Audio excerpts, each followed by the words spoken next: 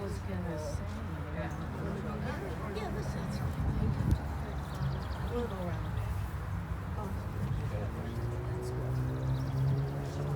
Yes.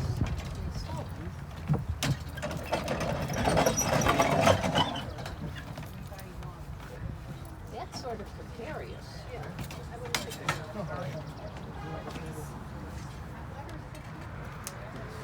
How to get in?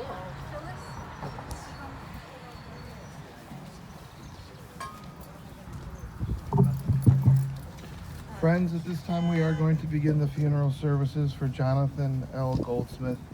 If you have a cell phone or a pager, I would ask you to please take a moment to turn it off or place it in the silent mode. And officiating today's services will be Rabbi Levi Notis.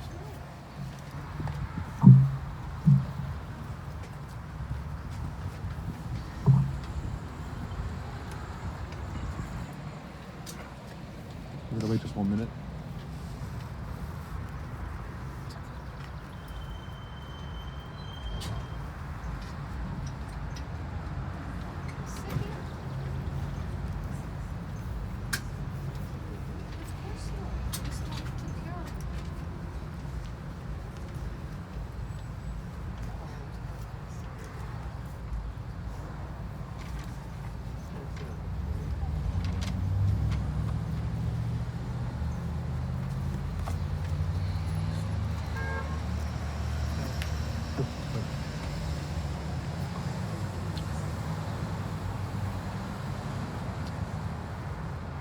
Mizmer leDavid, Adonai Roi lo yachzor, b'neis deshe yarbitzeini, al mei menuchais yenahaleini, nafshi yeshevev yancheni, v'maglei tzedek leman shemoi.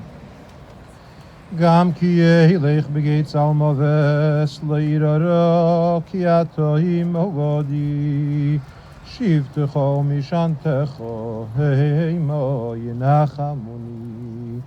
Tarech lefonai shulchan neged seireroi, dishan tov Hashem en reishi keisi revoyo, ach teiv v'chesed yirdefuni kol yemei chayoi, v'shavti beveis Adonai liyerech yomim.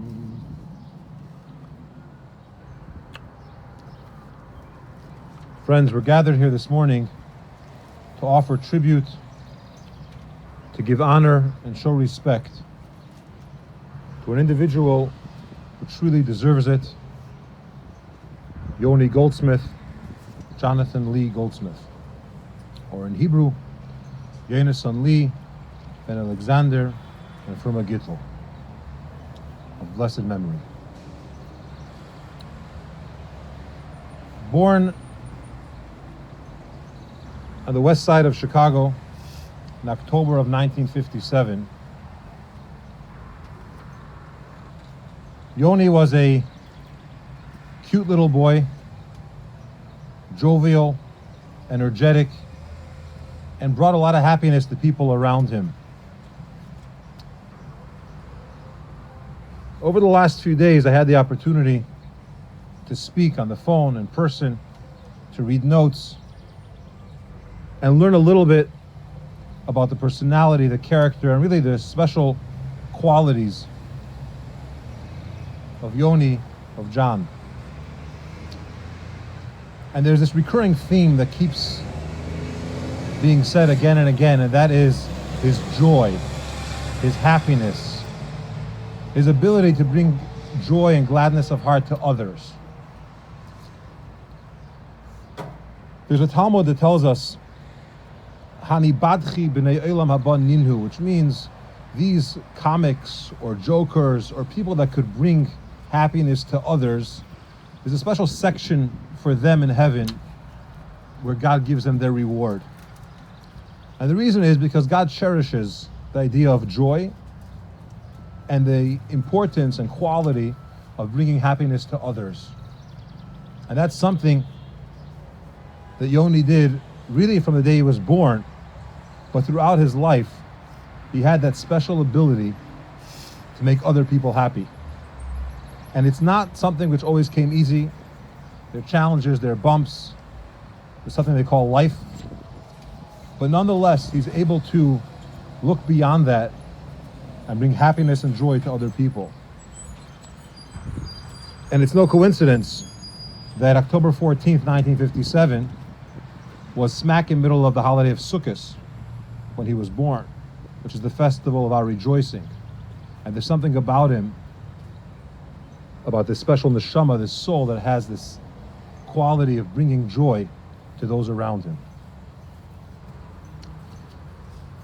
He was a very friendly person, extremely social, someone that in a selfless way seeks out, what can I do for someone else, or how can I make someone else feel better? And it shows in his choices in life. Volunteering at the planetarium, volunteering at the library, just doing things, going out of his way, which is maybe not for himself, but just what can I do for someone else? It's an indication of the type of neshama, the type of soul, the type of spirit that Yoni was. His love for people extended also to the cats that he had. He took such good care of them and really cared about them, and not one, not two, but four. He was a very special uncle. Sometimes you have an uncle that you could confide in. Sometimes you have an uncle that you could share secrets with. Certain things that maybe are not for your parents. But Yoni was that uncle. He was there for you. He was able to understand you, and at the same time, be the responsible one. He was able to help in certain instances when you needed some creativity, some quick thinking. I guess the details of the story will be shared later, but he was really able to see what's needed at the time and take care of it.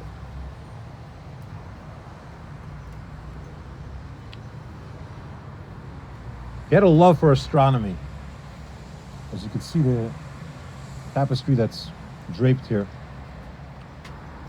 I was thinking about the concept and the significance. Our sages compare the Jewish people to the moon. Because just like the moon, it starts off very small, really invisible, and as the month progresses, it gets a little brighter and a little brighter, until on the 15th of the Hebrew month, the moon shines in its full glory. And then it starts to diminish again. And in many ways, that's the story of the Jewish people. There are times in history when to the rest of the world we were invisible, or they chose not to see us, not to see the brightness and how we were a shine onto the nations. And then there are times, like during the temple and other special times in history, when we are shining and we are bright. And the key is to remember that even when it's not so bright, even when it's one of those seasons or one of those days, that it's going to turn around.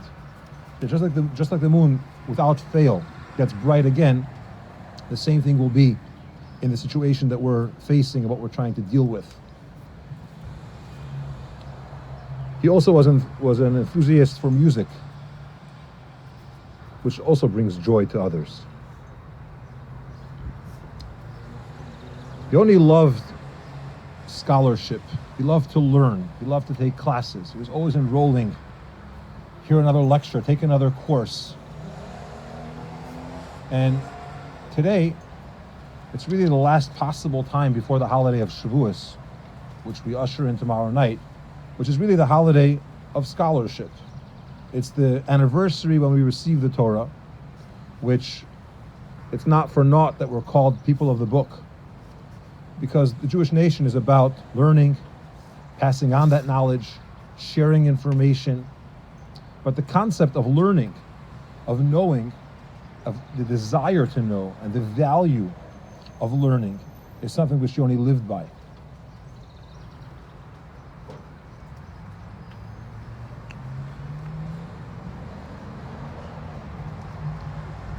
Unfortunately, we have to say goodbye to the physical part of a person. But there is an element of the person, the neshama, the soul that never goes away. This spirit, not only does it survive, but it thrives. And the way that happens, the way it blossoms, is when we learn and we try to emulate and copy these values, these characteristics, these habits really, of how he lived his life. Thinking about others, what one could do for another person. Even when he was in the nursing home, somehow he became the welcoming committee. Show others, newbies, make them comfortable in some way. Here's the coffee, here's the refreshments. Just someone that sees you, realizes that you're either the stranger or just first time, you're not sure your way around. Make them feel comfortable, make them feel warm. Show them that you care. And it takes a special focus on others and not on ourselves to be able to do that, especially when you're in situations that are maybe not your first choice. So if we're able to take some of these qualities and try to apply them to our lives, whether it's bringing joy to others, whether it's scholarship, whether it's being social and caring and being a very good friend, an uncle, in some way to share, to help, we keep that spirit going. And it brings tremendous satisfaction and really a gift for the neshama.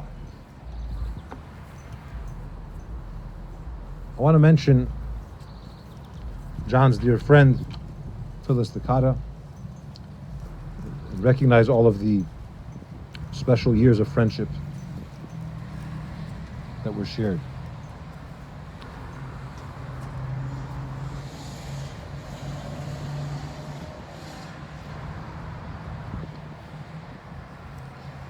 Before we go on to some of the prayers that are said at this time, being that we are in the month of Sivan, which is just before the giving of the Torah, and it's a Friday, certain prayers are not necessary because the day, the energy, the spiritual holiness that exists now takes care of all those things. And I'm sure it's not a coincidence that we're escorting John on his final journey on such an auspicious time. The Talmud states that in heaven on Friday, it's a peaceful, tranquil, serenity reality. Because there's a gift of Shabbos, which is about to come to the world tonight. And before that happens, in heaven, they're already in that mode. So as an neshama, as a soul enters to the heavenly realm during this time, he enters directly into this tranquil reality and has a tremendous satisfaction and really a peacefulness. So just as Yoni cared for others and tried to bring joy to others whenever he was able to, it's our request that as you go to heaven, you pray and ask for all those that you knew, for your relatives, for your friends, and really for everyone. For goodness, for health, and for peace. We'll continue with Psalm 16. Michtam leDavid, Shomrini el ki chasisi v'ch, amart l'Adonai Adonai ata, tivasi b'ala levecha, l'kdeishim asher ba'aretz, heima v'adirei kol chef tzivon. Yirbu atzveisam achir maharu, v'lasich niskeim midom, v'lasas shmeisam al sfosoi. Adonai minas chelki v'chesi, ata teimich geiroli. Chavolim noflu li b'neimim, af nachlas shofra loi. Avarich es Adonai asher yotzoni, af leidei sisruni chilya v'isoi. Shivisi Adonai l'negdi samid, ki mimini b'alem b'beit, lochein samach libi, v'yogel kvedi af v'sore yishkein lo vetach, ki leisaziv nafshi l'sh'el, v'esitin chasid chol nirei shachas. Kedi eini eirach chayim, sevas moches esponevecho, ni'imois b'min chonetzach. At this time, it's Jewish tradition that we take a moment and we ask for forgiveness. If in some way we haven't given the proper or the adequate respect to Yonatan Lieb and Alexander, we hereby ask for forgiveness as you go in peace.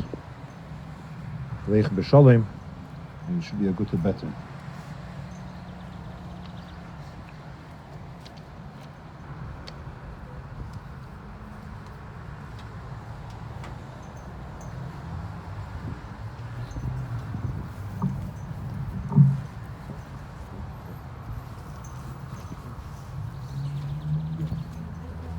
Oh, yeah, sure.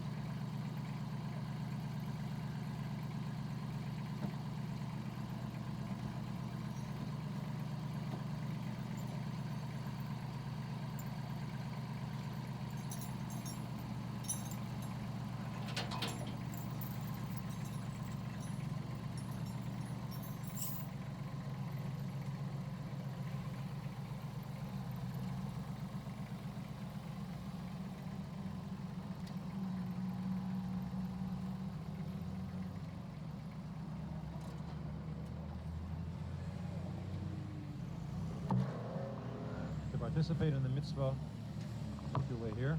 And after using the shovel, don't hand it to the next person, rather place it back into the pile.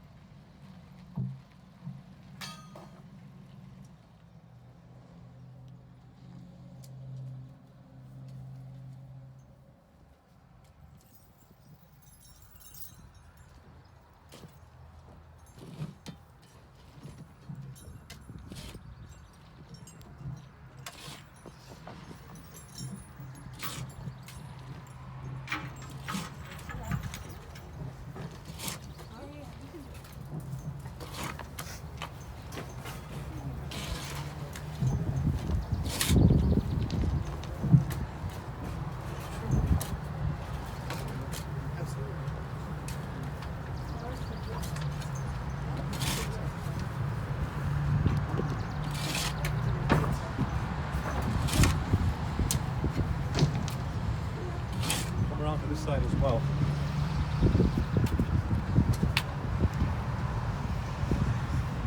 It's really uneven there.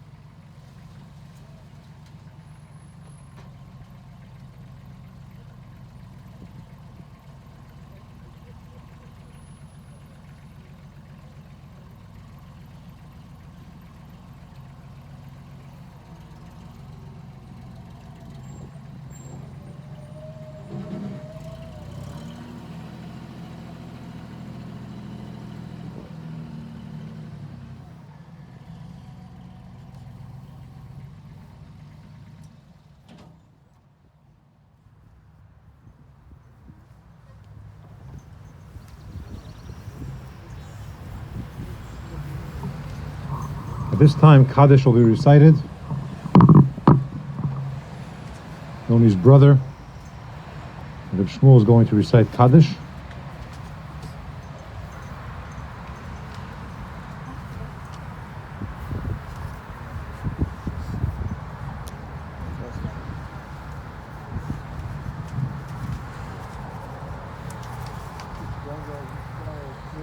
Amen. Amen.